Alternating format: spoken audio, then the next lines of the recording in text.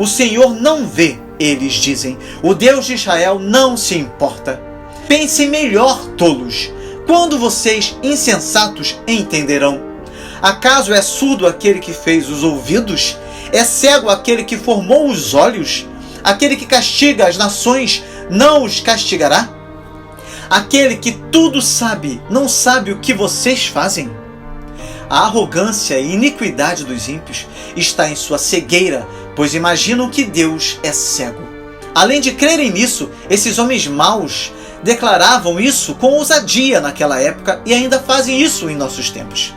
Prestem bastante atenção ao que vou dizer agora, meus irmãos. Não há limites para a blasfêmia do homem orgulhoso e arrogante, nem a própria razão pode limitá-lo. Ele rompeu os limites do bom senso. O Deus de Jacó o ouviu junto ao ribeiro de Jaboque. O Deus de Jacó o conduziu e o protegeu durante toda a sua vida e disse a respeito dele e da sua família: não toqueis aos meus ungidos e aos meus profetas não façais mal. No entanto, esses brutos professam crer que ele não vê e nem se importa com as ofensas feitas ao povo escolhido. Certamente em tais descrentes se cumprem as palavras dos sábios de que aqueles aos quais o Senhor deseja destruir, ele abandona a loucura de seus corações corruptos. Povo de Deus, muitos acreditam que Deus não castiga ninguém. Isso é um absurdo tremendo, principalmente quando vindo de lábios que professam seguir a Jesus Cristo, pois esses trazem nessa falsa confissão a culpa por não conhecerem a palavra do Senhor.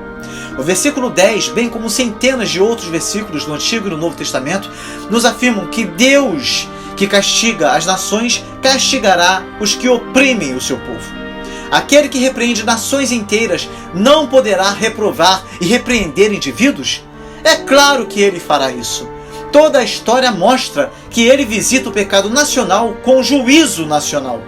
Uma nação que professa o nome do Senhor, mas legitima a maldade de sua liderança, está fadada a sofrer o juízo de Deus.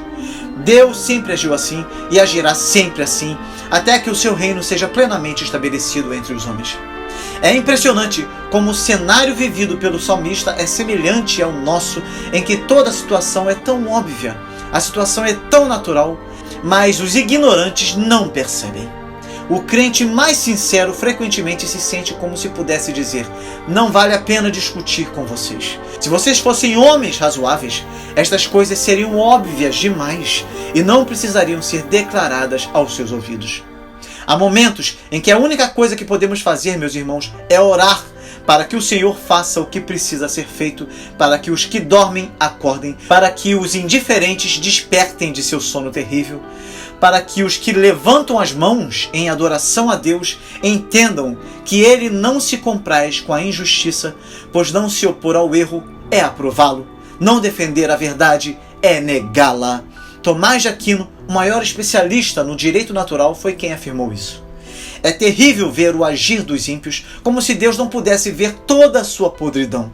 Mas pior ainda é assistir à mornidão de pessoas que dizem caminhar com o Senhor, mas que estão de mãos dadas com aqueles que praticam a mentira e oprimem as pessoas.